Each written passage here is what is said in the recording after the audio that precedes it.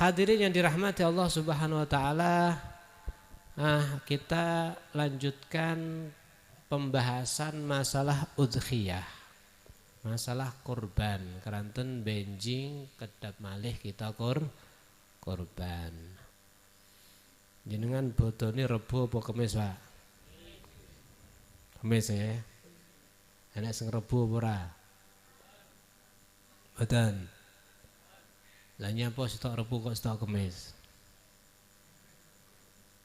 Taib yang membedakan mungkin awal masuk bulannya tidak sama. Lalek kula bodho kula Kemis, Arafah kula dina napa? Kula pengen poso Arafah. Puasa Arafah itu adalah atasik min Dzulhijjah, tanggal 9 dari bulan Dzulhijjah. Lah bodone tanggal pinten? Sedasa. Tanggal 9 lek bodone tanggal sedasa, Kemis tanggal sedasa, berarti tanggal 9 dina Rebo. Berarti Arafah Anda besok hari Rabu. Hendaknya bisa berpuasa karena termasuk sunnah yang berputar dalam setahun itu diantaranya puasa Arafah. Allah akan memaafkan dosa 1 tahun yang lewat dan yang akan datang. Jadi dihapus dosanya 2 tahun. Ini keutamaan puasa Arafah. Sebelum Arafah bisa juga dengan puasa tarwiyah. Ya, kapan berarti? Ya besok. Ngoten nggih? Selasa besok toh? Benjing tarwiyah, kalau Rabu berarti Arafah. Arafah ini saat itu hari yang sangat istimewa, hari yang luar biasa. Makanya dianjurkan berbanyak baca doa. Ini biasanya dari guru kita Habib Taufik itu ada ta'rif, biasanya baca doa-doa di luar rumah gitu. Mengikuti apa yang dilakukan oleh orang-orang yang ada di Mekah yang sedang wukuf di dalam Arafah. Doa mustajab di situ. Taib. Dan yang jelas kalau Anda lebarannya hari Kamis berarti Arafahnya besok hari Rabu, lek benjing Selasa sudah batar tarwiyah. Monggo bagi yang sempat berpuasa segera bisa dijalankan ibadah puasa. Terus kemudian bagi yang mampu berkorban hendaknya berkorban. Karena Nabi Muhammad SAW beliau mengatakan man indahu sa'ah falam yudakhi fala yakrubanna musallana au kama qala. Siapa orangnya yang memiliki keluasan di dalam harta namun dia tidak mau berkorban, jangan kamu dekat-dekat kepada musolaku. Ya, jangan kamu gabung kepada tempat sholatku. Ini gambarannya gini. Sampeyan iki biasane sholat nenggon langgar A. Diomongi karo kiai ini, lek ra korban sesuk rasanya langgar. Ini berarti kira-kira omongan tegas mboten niki? Tegas mboten? Tegas niki. Sehingga dari hadis ini sebagian ulama mengatakan korban hukumnya tidak lagi sunnah. Korban hukumnya apa? Wajib. Karena Nabi mengatakan seperti itu, man indau sa'ah, sing sugih, sing duwe dhuwit, kok gak gelem korban, aja nyedek musolaku. Ya berarti korban itu apa? Ada khilaf di dalam hukum kewajibannya. Namun dalam hadis yang lain Nabi menegaskan umirtu bin nahri wahya sunnatun lakum. Kalau saya diperintahkan korban, bagi saya Nabi wajib, tapi bagi kalian sunnah. Maka dari sini Al-Imam Syafi'i mengatakan korban hukumnya sunnah muakkad, tidak menjadi wajib kecuali dengan nazar. Tidak menjadi wajib kecuali dengan apa? Nazar. Sekalipun ulama yang lain ada yang mengatakan wajib mengacu daripada hadis tadi, ojo cedek musolaku. Lantas bagaimana pendapat Syafi'i dengan tadi, yang kaya, yang punya kemampuan berkorban namun tidak berkorban, mengingat ada tekanan, ada ancaman dari Nabi Muhammad SAW. Imam Syafi'i mengatakan yukroh liman indahu sa'ah, makruh hukumnya sing duit ora gelem korban. Makanya kula jenengan ngomong nih ibadah lera dipeksa gak metu-metu. Fasholli li rabbika wanhar, bukan sekedar ibadah itu sholat saja. Makanya wong sugih sing cedhil niku ibadah milih golongane sholat, hadir majelis gitu apa nggih? Untuk roti gratis, untuk kopi gratis, ini seneng sing ngene ngeten niki. Niki sing cedhil-cedhil. Ya, iki berarti sing teko wong cedhil kabeh iki betul. Amin, betul amin. Perhatikan iki, orang kaya itu ibadahnya jangan kayak gini. Orang kaya itu ibadah wanhar, berkorban. Kita tahu ibadah itu bukan tempat untuk sembunyi. Ibadah itu untuk bagaimana kita bisa menekan daripada nafsu. Makanya orang yang pelit, ibadah yang paling afdal adalah bersedekah, berkorban. Ya, memberi hadiah, membantu kepada orang lain. Ini luar biasa ibadah seperti ini. Jadi sekali lagi harus dipaksa nih ibadah nih korban ini. Maka daripada itu yang punya kemampuan monggo ya segera ambil hayawan untuk berkorban. Baik. Kemudian apa hikmah korban? Seperti halnya bulan Syawal, kemudian ada Idul Fitri kan? Itu diwajibkan kita berzakat. Kenapa? Bisa meringankan beban orang-orang fakir miskin. Ketika Idul Adha diperintahkan berkorban untuk sejenak memberi vitamin kepada orang-orang fakir miskin.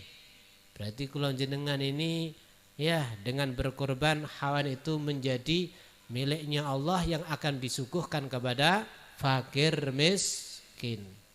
Apakah orang kaya tidak boleh memiliki di sini? Orang kaya boleh kalau itu korban daripada sunnah dihadiahkan kepada orang kaya. Namun perhatikan orang yang menerima daging korban terbagi menjadi dua. Kalau dia fakir miskin, gimana itu fakir miskin? Ya yang bisa menerima zakat fitrah. Mungkin kebutuhannya sama pekerjaannya ya kurang dari separuh atau lebih daripada separuh tapi belum mencukupi, berarti fakir miskin. Berarti orang kayak gini kok nerima daging kurban maka dia memiliki dengan sempurna. Maknanya boleh dia makan, boleh dia hadiahkan, boleh disedekahkan, bahkan boleh dijual. Berarti kalau seandainya dia misalkan perlu obat, dia nggak perlu daging, perlu obat, daging bisa dijual. Ya, daging bisa dijual. Tapi kalau orang yang kaya yang tidak bisa menerima zakat fitrah, menerima daging korban haknya cuman memakan. Boleh dia makan sendiri, boleh disodakohkan kepada orang yang lain, tapi tidak boleh dijual. Wes kira-kira sampean sugih apa melarat? Sugih nggih? Sugih serasa didol. Lek tinggi pentol angsal mboten? Sakniki sing ngusum nggih pentol. Soale dina kuwi nek bisa naruh daging jare. Fadol, disimpan enggak ada masalah. Ya, tapi kalau orang kaya asal jangan dijual. Baik. Kemudian korban tadi sunnah muakkad, tidak bisa menjadi wajib kecuali dengan nazar. Atau dibahas lagi dengan istilah sunnah kifayah atau sunnah ain. Apa itu sunnah kifayah? Kesunahan yang dibebankan kepada satu keluarga. Ingat kesunahan korban itu bagi orang Islam merdeka, baligh, dalam keadaan rasyid dan tentu mustati. Berarti kalau seandainya Anda punya keluarga sing baligh mek wong siji. Ya apa keluarga baligh wong siji? Pripun contone? Mungkin anake loro sik bayi, wong tuane garek siji. Ngoten nggih? Berarti sing baligh wong pinten? Setunggal. Berarti keluarga itu kena hukum sunnah ain bukan sunnah kifayah. Berbeda kalau misalkan orang tuanya dua atau lebih daripada dua yang baligh, anaknya 5, wong tuane loro, ayah ibu, anake 5 sing loro wis baligh. Berarti kepada keluarga itu namanya sunnah kifayah. Apa maksudnya kifayah? kalau salah satu daripada mereka dari yang baligh, yang mampu, yang rasyid berkorban, maka kesunahan kepada keluarga itu sudah gugur. Kesunahan kepada keluarga sudah gugur. Yang dapat pahala yang gugur berkorban siapa? Cuman bagi yang menyembelih. Yang dapat pahala siapa? Bagi yang menyembelih. Namun kalau al-isyraq fi sawabih, menyekutukan dalam pahala, maka boleh. Berarti taruh sing korban bapake. Dia mengatakan, ya, wasyraqtu fi sawabiha an zaujati, istri saya, wa waladi, anak saya fulan, wa binti, anak wedok saya fulana, fulan dan seterusnya. Sampai berapa batasannya isyraq itu? Ila la nihatalah, enggak ada batasannya. Jadi untuk menggabungkan pahala itu lebih daripada satu, kambing satu enggak ada masalah. Tapi kalau fungsi korban satu, kambing satu, cuman untuk berapa orang? 1 orang. Kalau sapi 1, 7 orang. Sayyidina Jabir bin Abdullah mengatakan, naharna ma'a Rasulillahi sallallahu alaihi wasallam amal Hudaybiyah al-badanah an sab'ah wal baqarah an sab'ah. Sayyidina Jabir mengatakan, kami menyembelih bersama Nabi Muhammad sallallahu alaihi wasallam di tahun Hudaybiyah, onta 1 untuk 7 orang, sapi 1 untuk 7 orang. Berarti kalau sapi, onta bisa untuk 7. Itu di dalam masalah korban. Tapi kalau isyraq fi sawabi, menggabungkan pahala, lebih daripada itu tidak ada masalah. Jelas ya? Taruh tadi keluarganya kena kesunahan sunah kifayah. Yang korban 1 orang, berarti sing wis gugur kesunahan korban bagi yang menyembelih. Sing untuk ganjaran bagi yang menyembelih, kecuali yang menyembelih memasukkan pahala kepada keluarga yang lain. Namun bagi yang belum menyembelih, bagaimana dengan kesunahan korban? Masih terkena. Paham di sini? Masih terkena. Tapi bagi keluarga sudah sunah kifayah sudah apa? Gugur. Dah, taib. Sekali lagi korban tidak menjadi wajib kecuali dengan nadar. Nadar ada 3. Nadar ada berapa? 3. Yang pertama, nadar tu at-tadhiyah. Saya bernadar berkorban, maka jadi wajib. Walillahi alayya an udahi. Wajib bagi aku, untuk Allah aku berkorban. Maka dengan kata-kata walillahi alayya, dia juga wajib berkorban, namanya nadar. Yang pertama. Yang kedua ada nadar ta'yin sama nadar ja'li. Nadar ta'yin itu nadar menentukan. Nadar ja'li itu nadar menjadikan. Contoh, kau jangan ngantuk diesel loh ya. Ya, jangan ngantuk dulu. Nadar ta'yin itu gini. Saya kasih contoh. Misal, ini saya punya kambing. Ini kambing ya, kambing. Ini juga kambing, ini kambing. Saya berkata, hadhihi udhiyati. Ini kambing ini korban saya. Hadhihi ini udhiyati. Hadhi itu kalau dalam bahasa Nahwu isim isyarah. Isim isyarah itu termasuk ma'rifat, bukan isim nakirah. Artinya khusus ini korban saya. Kalau Anda katakan ini kambing saya, ya kambingnya kamu. Tapi kalau kamu katakan ini korban saya, maknanya apa? Ini udah lepas daripada kepemilikannya kamu, berubah jadi miliknya Allah yang akan disuguhkan kepada kaum muslimin wal muslimat. Faham di sini ya? Sama gini, kamu punya budak, ini budak misalkan. Kau katakan hadza abdi, ini hamba saya, ya berarti milik kamu. Tapi kalau katakan gini, hadza hurrun liwajhillah, ini merdeka karena mencari ridha Allah, lepas pada ini. Lepas daripada kepemilikan kita. Makanya kalau Anda berkata hadhihi udhiyati, ini korban saya, udah lepas.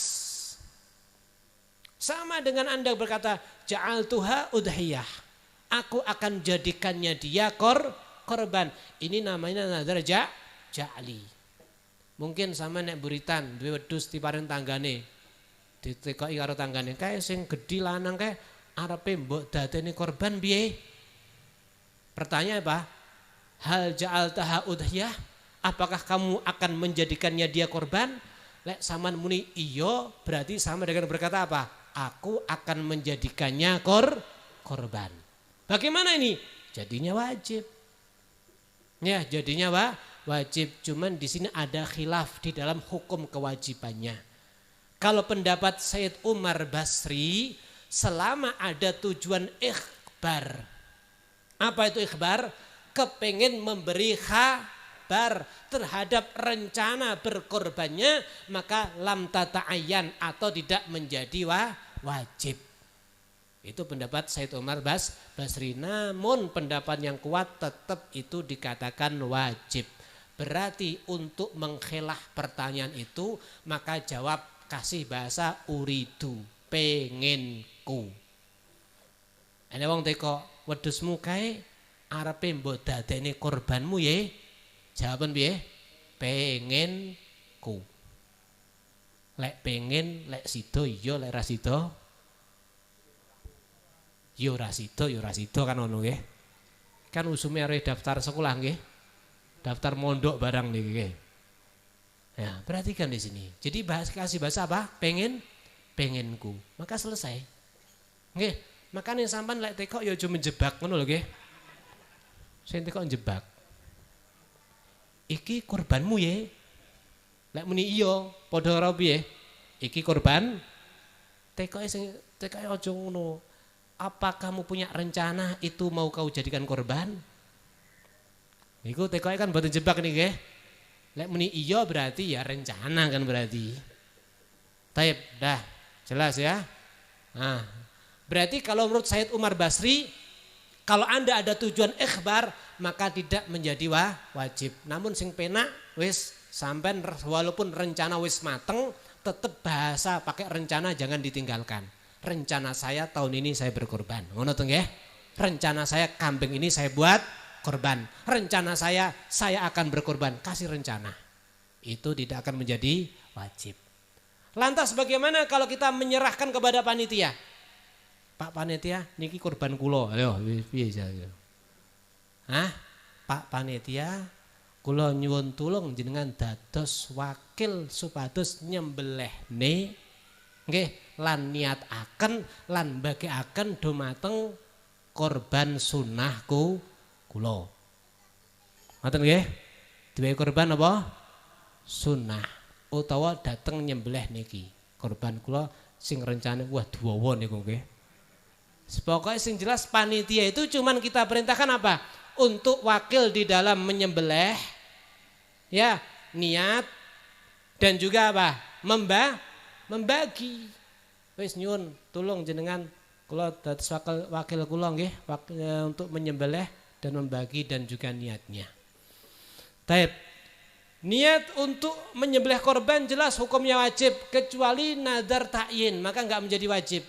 Karena dengan ucapkan ini korban saya udah lepas kepemilikannya. Ya, udah lepas kepemilikannya. Tapi kalau selain itu wajib untuk niat. Kapan? Ya bisa mungkin sebelumnya tapi disendirikan. Ketika menyembelih juga bisa diwakilkan. Bagaimana niatnya? Nawaitu nggih al-udhiyah masnunah utawa nawaitu ada sunnatal udhiyah. Misalkan sampean dhewe wedhuse dhewe sampean beleh dhewe ani untuk saya. Kemudian taqarruban ilallah. Maknane aku niat korban sunnah dari saya taqarruban ilallah kek. Ngoten lho nggih. Jelas? Niku lek sampean dhewe. Lek sampean dadi wakil langsung ditambahi an muwakkili dari yang mewakilkan saya Pak Fulan bin Fulan. Jelas? Jelas iki nggih? Itu kalau niat. Lek misalnya lebih daripada satu, misalnya sapi, ya sudah. Saya niat menyembelih korban sunnah dari yang mewakilkan saya namanya Fulan sampai 7. Jelas itu nggih? Kek. Ya sudah. Kemudian ya tetap pakai adab nggih, pakai bismillah. Kemudian pakai takbir, pakai sholawat, kemudian pakai doa qabul. Bismillahirrahmanirrahim.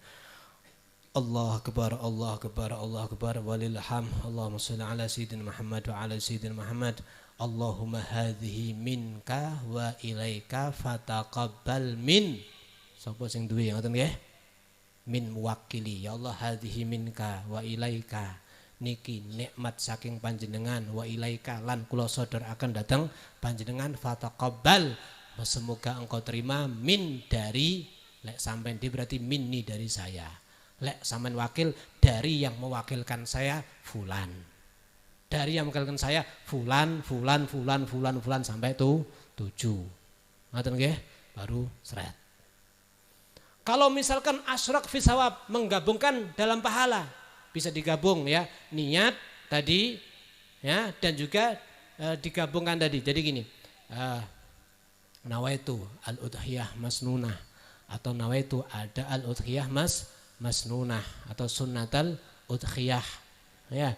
Kemudian an daripada muwakkili yang mewakilkan saya fulan wasyrakat apa wasyraktu fi sawabiha dan kami menggabungkan pahalanya sapa fulan disebutkan.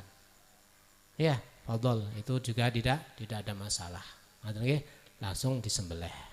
Dan target menyembelih harus putus kedua jalan nafas dan jalan makan. Adapun al-wadajen urat yang ada di sampingnya 2 itu sunnah. Namun kalau dibablaskan itu lebih memudahkan untuk meninggal. Sunnah-sunnahnya dikerjakan nggih, menghadap kiblat, hayawannya juga demikian. Dan jangan disembelih di hadapan saudaranya. Sering kami gambarkan, samane apa ngidek paku ra krasa ora roh niku mboten liya lara tapi mboten nemen. Tapi sampean dicencang karo dewa pedhel lara aku tak tuthuk ya. 1, 2, 3 jrot kira nesu mboten kira-kira. Nesu napa mboten? Wis lara tapi didendeni tambah lara. Makanya Nabi mengatakan, apakah kamu mau membunuh 2 kali? Jangan. Jadi jangan menyembelih di hadapan saudaranya. Ya, wis nek beleh ning ngarepe pedange gedhe gotos-gotos terus juding-juding kae sing blerok dhisikne, gorene. Saman sok ben dicencang arep dituthuk arep aku dingenene didendeni dhisik. Jangan ya. Kenapa? Karena hewan itu sebenarnya ketika Anda kerjakan dengan cara-cara adab-adabnya, dia dengar bacaan takbir Anda, dia menunduk. Kenapa? Tahu dia akan dimasukkan kepada surga Allah Subhanahu wa ta'ala. Jadi yang jelas, Masya Allah, kerjakan semuanya dengan sebaik mungkin. Taib. Kemudian korban kepada orang lain, bagaimana? Boleh asal ada izin. Makanya korban kepada mayit, itu kalau nggak ada wasiat nggak boleh. Kenapa? Karena bagaimana cara Anda berizin kepada mayit? Ya bocoran izin karo mayit. Yang kuburan, Mbah, dirok. Kasih jawaban, Mbah. Ngizini apa ora sampean, Mbah? Nggak ada izin, nggak boleh kalau mengorbankan sama orang lain nggak ada izin. Ada beberapa hal yang boleh seperti imam kepada rakyatnya, nanti ada beberapa hal ya, mengorbankan orang lain nggak ada izin. Kalau ini nggak boleh, harus ada izin. Jadi bagaimana? Dulu saya punya kakek, saya punya ibu, belum pernah korban. Gimana saya korbankan? Kalau Anda paksa korban dalam kitab Busra Karim, Anda paksa korban dari mayat yang nggak ada wasiat atau nggak ada izin, maka tidak sah menjadi korban bagi si mayat atau bagi Anda. Nah terus, ya nanti jadinya sedekah. Karena korban itu beda dengan sedekah. Lek sampean nyaurni utang tian, izin apa mboten kira-kira?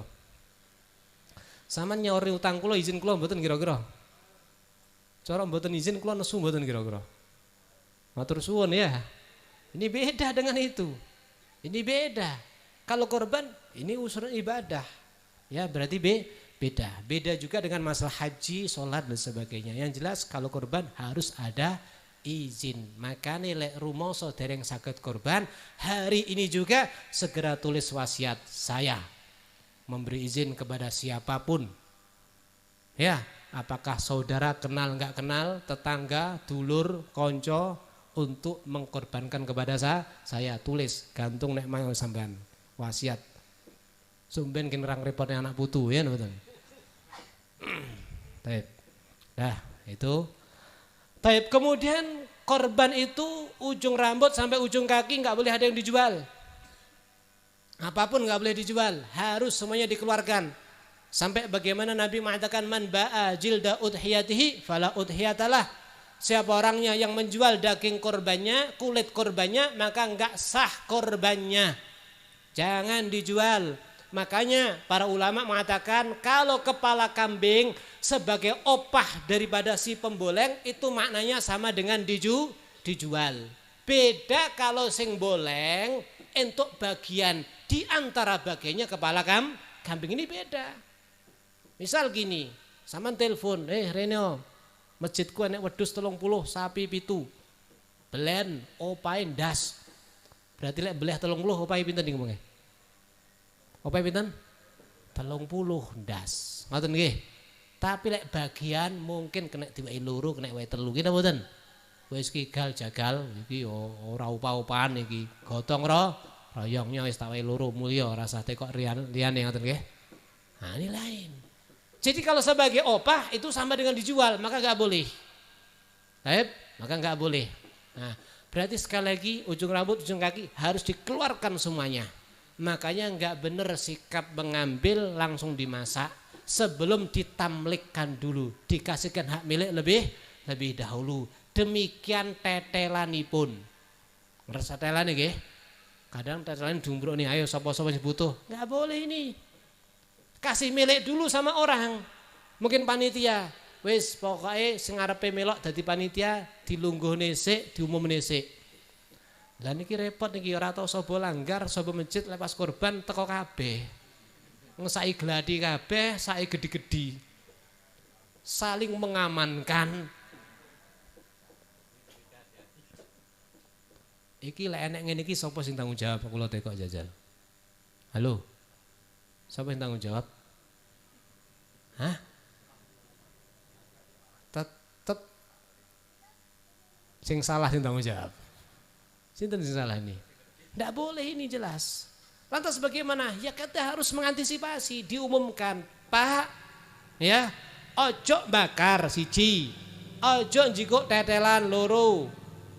Lah lek pengen, wah wis ora oleh bakar. Misale lek ra kena dicegah. Niki siasat mawon nggih. Ya, ndang jikono daging ditamlikkan, dihak milikkan dulu sama seseorang. Paham niki nggih? Wis dipotong pisan misalipun, wis langsung sapa sing pengen bakar kae wis disiapne. Nah, niki insyaallah aman niki.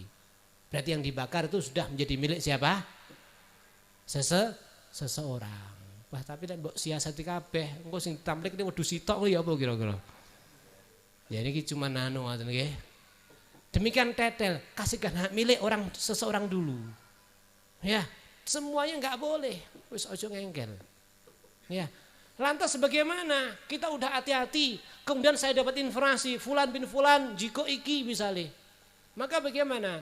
Kalau apa terlanjur seperti itu, ya berarti kita harus beri daging senilainya itu, kemudian kita keluarkan lagi. Masya Allah, addimu dhahayakum fa innah ala sirati matayakum, karena daging atau kambing korban, hayan korban itu nanti menjadi tunggangan kita di atas siratal mustaqim. Lek ora sah sing disalani sapa kira-kira? Wis mbuh sampean teko ana awakmu dhewe niki. Dan jelas hati-hati, ya, hati-hati dalam masalah niki. Maka sing sae niku lungguh dhisik, para pelaksana panitia di briefing dulu, dikasih penjelasan dulu. Mungkin kalau seandainya jenengan siap sak desa misalnya panitia musola langgar masjid dijak lungguh ngopi, kita briefing masalah ini, monggo bismillah. Supaya jelas, ini dakwah yang paling mengena masalah ini. Ngoten nggih? Taib, itu masalah korban. Lantas pembagiannya bagaimana? Harus mentah. Ya, harus mentah. Terus bagaimana niki? Apakah orang kafir bisa menerima? Orang kafir enggak boleh menerima secara mutlak. Ini pendapat yang kuat. Walaupun korban sunnah. Memang ada pendapat dalam kitab Majmu' Al-Imam Nawawi mengatakan muqtadal madhab, itu orang kafir zimmi boleh untuk yang korban sunnah. Tapi perhatikan, kafir zimmi itu apa? Kafir zimmi Indonesia kita ini apakah benar kafir zimmi?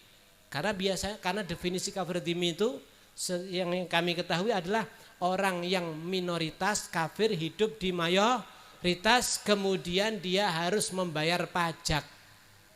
Ya, membayar jizyah. Sementara yang ada di kita bagaimana? Sing Islam yo bayar, sing kafir yo bayar. Status diminya kurang jelas. Kalau status diminya kurang jelas, jangan ngambil kaul yang mengatakan sunnah itu boleh. Berarti ihtiyat saja, wis mutlak gak oleh. Al-Imam Bajuri mengatakan secara mutlak. Maksudnya mutlak bagaimana? Walaupun gini, saya dapat daging kurban, ya, saya dapat daging kurban, kemudian apa? Saya sodakohkan sama kafir, nggak boleh. Atau bahkan saya jual sama orang kafir, nggak boleh. Kenapa? Ini dhiafatullah lil muslimin. Ini sugan Allah kepada kaum muslimin. Lantas bagaimana kita punya tetangga? Kasihan, kabeh didumi gak entuk. Lek sampean bilang kasihan, tuku daging sak liyane korban. Nggih napa nggih? Tuku daging sak liyane korban Anda kasih. Ya, yang membolehkan itu Imam Nawawi. Tapi ada ulama yang lain tetap enggak boleh. Itu pun kafir dzimmi. Definisi dzimmi ini masih belum jelas yang ada di Indonesia. Ini harus hati-hati Anda. Kata nggih, sing penak pakai yang mutamat saja, sing kuat mawon ken mboten resiko. Nggih mboten? Nice, pun. Ini sedikit tentang masalah